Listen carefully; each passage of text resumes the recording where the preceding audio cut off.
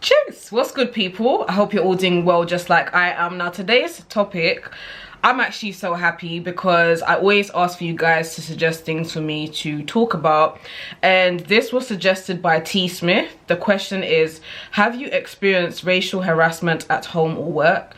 If so, how did you handle it and what lengths did it get to? So, in regards to that, unfortunately, I feel like, I mean, some people get lucky and they never experience this, but I do feel like when you're black, at some point you would have or you will unfortunately experience such things. So for those of you that may not be aware, I've worked in retail for about 10 years. I also worked as a runner for a particular company I'm not gonna name for about, I think, almost a year. And I'm currently work in customer service. So long story cut short, I have experienced racial harassment, microaggressions at the workspace and all of that. I've experienced it on several occasions, you know. Working in retail, there's been a time when I've been referred to as that colored girl, you know. Or, well, you're colored, you don't need to have an opinion, and it's by a Caucasian customer. And in those instances, what I've done is I've just simply said, I don't serve racist people, and I keep it stepping, because as far as I'm concerned, I will never and ever, and I do not get paid to deal with racism, racial abuse, racial harassment, whatever it may be, and I will always stand firm by that. In regards to an example of racial harassment I can give you is when I was working as a runner in TV. For those of you that don't know what that is, a runner is basically someone that tends to make the teas and coffees, make sure that the production team and everybody is good. Sometimes you may book guests in and things like that, but I was predominantly delivering teas, coffees and snacks and things like that to various production teams when things like TV shows or TV series, whatever it may be, was being filmed. Now, I was running on this particular show. It's quite a big show here in the UK, and for the most part, a lot of people liked me, got on really well. I used to have great banter with two guys in particular. Listen, they were so lovely, but there was this particular woman. I think she must have been like the script writer assistant or something, but she used to sit right next to the producer. She didn't like me. For the life of me, I could not understand why, because I'm the type of person where I can step into a room and not know anybody, and I'll be like, hey guys, I'm Winnie, you good? Like, how are you, type of thing, and I will start talking to everybody. And that was how I was. And obviously, when you're working, well, I say obviously, it's not necessarily obvious, when you're working as a TV runner, production runner, whatever it may be, as a black person in particularly, you will notice that most of the time the production team, it's a white space. It tends to be a white male orientated space. And what I personally notice, I'm not saying that this is the case for every single Caucasian woman that works in that field, I tend to notice that if anything, I felt like some of the white women that were in senior positions there seemed to feel threatened by me, and I found it very peculiar. Anyway, going back to this particular woman, for the purpose of this video, let's call her Jane. So what Jane used to do is, I would come upstairs, ask everybody what they wanted to drink, and then I would go downstairs to the kitchen, make all the beverages, bring all the snacks, serve it to people. Everybody was cool, everyone loved it. I'd banter, I'd chit chat with people here and there, keep it stepping. Jane used to really go out of her way to say, if I had served her tea at 2 p.m, at 2:05, she would go out of her way to send me a text or to call me to say that somebody else needed something, or she needed something, or maybe the tea was too cold, or there wasn't enough milk, or there's too much milk. And it was a continuous thing. Generally speaking, as a runner, it was my duty to go up on the hour.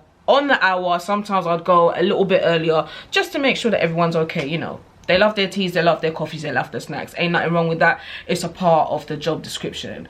She used to go out of her way to contact me way before the hour, you know. And sometimes, if not most of the time, I would go up and whoever she said needed something, I'll go up and they'll be like, no, I'm fine. You literally just served me a drink 5 minutes ago. I don't need that.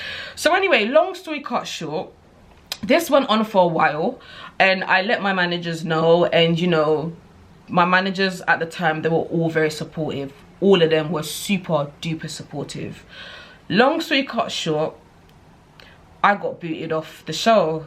And when this happened, I remember one of my managers in particular, you know, she called me and I could tell that she had bad news to tell me. She was like, you know, Winnie, I'm so sorry, but unfortunately this is what's happened. This person has basically said X, Y, and Z. Eventually I did have a face-to-face meeting with that particular manager. She was so lovely, like one of the loveliest people I've ever met. And she sat down with me face to face. She was like, Winnie, honestly, I don't understand what's happened, because everyone I talk to talks about how bubbly you are and how polite you are and how friendly you are, but this particular individual seems to not like you. So I was like, what exactly was said for me to get booted off such a major show? And it was a big show, so it was like, if you was running on that show, it was a win for you. And she said, well, she said she didn't like your aura. And I was like, she didn't like my aura? What on earth does that mean for somebody to not like your aura? And I was like, okay, she said she didn't like my aura. Can I be given an explanation as to what about my aura she didn't like? And my manager was like, I'll be honest with you, Winnie, I'm actually not quite sure what it is that she didn't like. You know, it's unfortunate that it's happened. Obviously, there was so much, there was very little that my manager could do, but she was very confused. And I remember when my manager said, oh, it's something about your aura, I automatically knew that it's because I'm black. And not just that, because don't get me wrong, there were other black runners around. At the time, I can't remember if there was black runners on that particular show. However, what's the difference between me and the other black runners? I have locks. You know, it's unfortunate for me to say, but I feel that when you're working in a predominantly white environment and you're black and you're a woman and you've got locks, how you are perceived compared to another black colleague that is also a woman, but maybe she chooses to wear her hair straight, or she chooses to wear a straight weave or straight wig, is two different things, way two different things. When you have locks, you're seen as being too ethnic. Basically, you're too black. And I honestly feel that she was threatened by my presence. Even I remember when I used to go up and serve her teas and stuff, you know, she would do that thing that some racist Caucasians do, if not all, where they oh, hi Winnie, how are you? But it just wasn't genuine.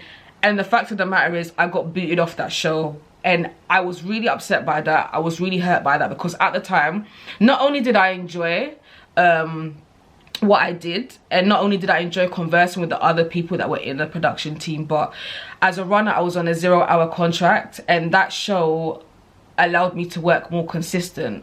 So it was like, in short, that woman had basically effed with my money. Basically, what did I do about it? There's nothing that I could have done about it. It was completely beyond my control. But one thing that it did highlight to me is I didn't want to work in media, I'm not gonna lie. Working in the industry was something that I had always wanted to do, and I was very grateful for the opportunity of being a runner and being amongst certain people. There were certain conversations that I had with people, there were certain contacts that I made that were beneficial, but the whole experience as a whole was very, very eye-opening, and it just cemented to me, I don't want to be a runner. I don't want to work my way up in a predominantly white space. I don't want to work in an industry where my blackness or how much I embrace my blackness is a problem. Because the fact that you guys know, you've been watching my video, you guys know the vibe, you guys know my energy. How I am on camera is how I'm like offline. For somebody to have a problem with my aura and not even be able to pinpoint what exactly the issue is.